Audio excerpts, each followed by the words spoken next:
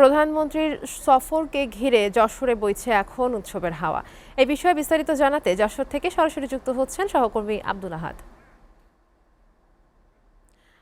আমরা যেমনটা জানতে পেরেছি যে দুপুরে খাল পুনর্খনন কর্মসূচি হয়েছে এবং এরপরেই প্রধানমন্ত্রী একটি সমাবেশও করেছেন সেখানে বেলা প্রায় শেষের দিকে। তো সব মিলিয়ে আসলে আজকে যশোরে তার এই যে সফর, এটা নিয়ে আসলে সাধারণ জনগণের মধ্যে কি ধরনের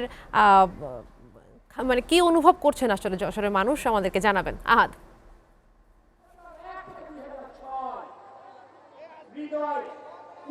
যশোরে উৎসবের আমেজ বিরাজ করছে। ঠিক 4:30 প্রধানমন্ত্রী তারেক রহমান এই যে আমি এখানে দাঁড়িয়ে আছি ঈদগাহ মাঠে এসেছেন এবং তিনি মঞ্চে অবস্থান করছেন।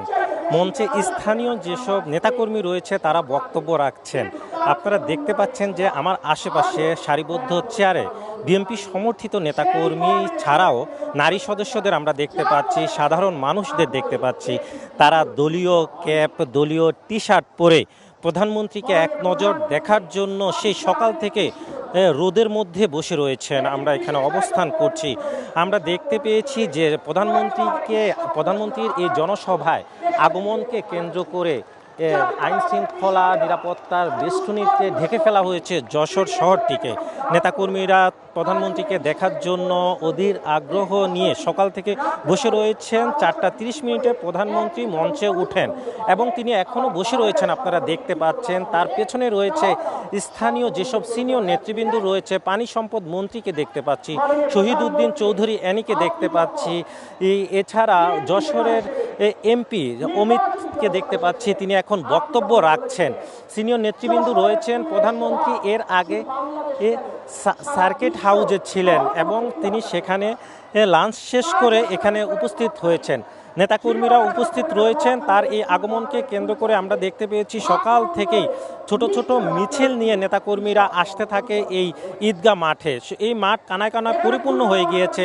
এই মাঠে পরিপূর্ণ হওয়ার পরে আমরা দেখতে পেয়েছি পাশে টাউন হল যে মাঠটি রয়েছে সেটিও পরিপূর্ণ হয়ে গিয়েছে। রাস্তায়ও নেতাকর্মীরা অবস্থান নিয়েছেন, সাধারণ মানুষ অবস্থান নিয়েছেন প্রধানমন্ত্রী তারেক রহমানকে এক নজর দেখার জন্য। কিছুক্ষণ পরে হয়তো তিনি বক্তব্য রাখবেন।